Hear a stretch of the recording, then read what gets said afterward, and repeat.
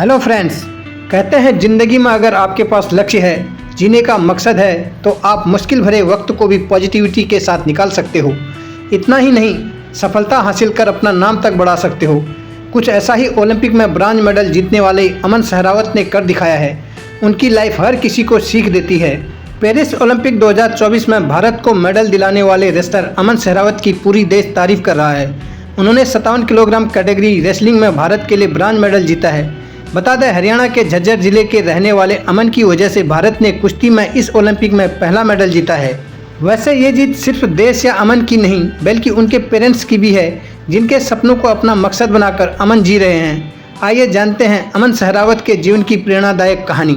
अमन सहरावत का जन्म 16 जुलाई 2003 को हुआ था और वह वर्तमान में 21 वर्ष के हैं।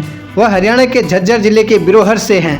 अमन सहरावत महज 11 वर्ष के थे जब हार्ट अटैक से उनकी मां का निधन हो गया। बेटा डिप्रेशन में न चला जाए, इसलिए पिता ने कुश्ती में डाल दिया, लेकिन 6 महीने बाद ही उनके पिता ने भी दुनिया को अलविदा कह दिया। कहते हैं ज़िंदगी में जीने का मकसद हो तो लाइफ बोझ नहीं लगती है। अमन ने भी अपने पिता के सपनों को ही ज़िंदगी बनाया था। भले ही माँ बाप का साथ कम उम्र में छूट गया हो, लेकिन कुश्ती में मेडल लाने का सपना प्यार और आशीर्वाद की तरह अमन के साथ था। इसलिए लाइफ में लक्ष्य का होना बेहद ही ज़रूरी है, ताकि कभी आप अकेले ना पड़ो। 11 साल की उम्र में किसी के भी सिर से अगर माता पिता का हाथ उठ जाए तो वो टूट जाता है। ऐसा लगता है अब जीने की कोई वजह ही नहीं है। लेकिन छोटी उम्र में भी अमन ने ज़िंदगी को गहराई से समझ लिया। उन्होंने कुश्ती को ही अपनी ज़िंदगी बना लिया। भारत के लिए मेडल लाने की चाह उनकी मंजिल रही। माता पिता को खोने के बाद अमन और उनकी बहन अपनी मौसी के घर चले गए थे, जिन्होंने दोनों को अपने बच्चों की तरह पाला। वहीं अमन के कोच ने भी उन्हें अपने बगल वाला कमरा दिलाया था, ताकि उनका ध्यान रखा जाए। जिस तरह लाइफ में आगे बढ़ने के लिए उनके रिश्तेदारों और उनके दादा ने अमन को सपोर्ट किया, उस तरह उन्होंने भी किसी को निराश नहीं किया। इसलिए जब ज़िंदगी में आपको सपोर्ट मिलता है तो आपकी भी जिम्मेदारी बनती है कि मकसद को पूरा करें। ज़िंदगी में मुश्किलें आना लाजमी है। आपको सिर्फ मकसद पूरा करने के लिए खुद को मोटिवेट करना होगा। अमन ने अपने कमरे में ओलंपिक मेडल और खुद के ओलंपिक में क्वालिफाई करने वाले पोस्टर लगा रखे हैं। इतना ही नहीं, मोटिवेशन के लिए एक मैसेज भी लिखा है कि अगर ये इतना आसान होता तो कोई भी कर लेता। अमन सहरावत ने प्रसिद्ध छत्रसाल स्टेडियम की विरासत को आगे बढ़ाया और शानदार प्रदर्शन करते हुए पेरिस ओलंपिक 2024 में कुश्ती में भारत के लिए पहला मेडल हासिल किया।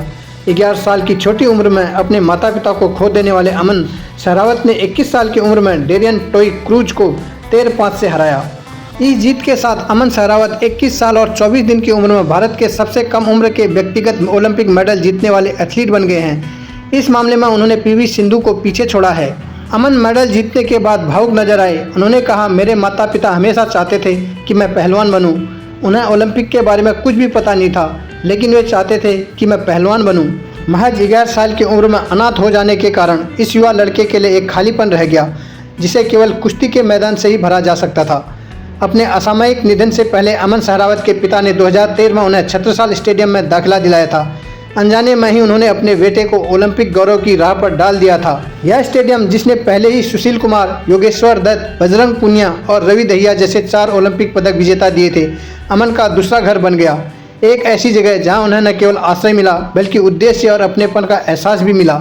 इन चैंपियन खिलाड़ियों के साथ ट्रेनिंग ने उन पर गहरा प्रभाव छोड़ा, खासकर सुशील कुमार की कार्यशैली ने। हालांकि रवि दहिया ही थे जिनके साथ अमन को सबसे मजबूत जुड़ाव महसूस हुआ। अमन की तरह रवि भी एक युवा लड़के के रूप में छत्रसाल आए थे और टोक्यो ओलंपिक में रजत पदक जीता था। साल 2022 अमन के करियर का टर्निंग पॉइंट साबित हुआ।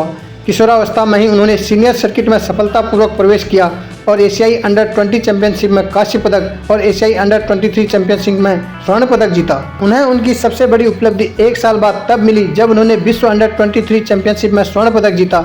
यह एक ऐसी उपलब्धि जो उनके वरिष्ठ खिलाड़ी बजरंग और रवि भी हासिल नहीं कर पाए थे। पेरिस ओलंपिक में हिस्सा लेने वाले अमन एकमात्र पुरुष पहलवान थे। ऐसे में उन पर दबाव बहुत था। फिर भी उन्होंने डेरियन टोई क्रूज को 13-5 से हराकर शानदार प्रदर्शन किया। नाक से खून बहने के बावजूद अमन के अथक हमले और रणनीतिक कौशल ने ओलंपिक पोडियम में उनकी जगह सुनिश्चित की। 2008 ओलंपिक से भारत कुश्ती में लगातार पदक जीत रहा है। इस प्रथा को सुशील कुमार ने शुरू किया था। सुशील ने 2008 में ब्रांज तो 2012 में सिल्वर जीता था। 2012 में ही योगेश्वर दत्त ब्रांज मेडल जीतने में कामयाब रहे थे। 2016 में साक्षी ने ब्रांज पर कब्जा जमाया था। वहीं 2020 में रवि दहिया सिल्वर व बजरंग पुनिया ब्रांज मेडल जीतने में कामयाब रहे थे। इसी विरासत को आगे बढ़ाते हुए अमन ने कहा, मेरा बचपन से ही सपना था कि ओलंपिक में मेडल लेकर आना है। ये सपना अब पूरा हुआ, लेकिन गोल्ड लाने का सपना अब भी बाकी है।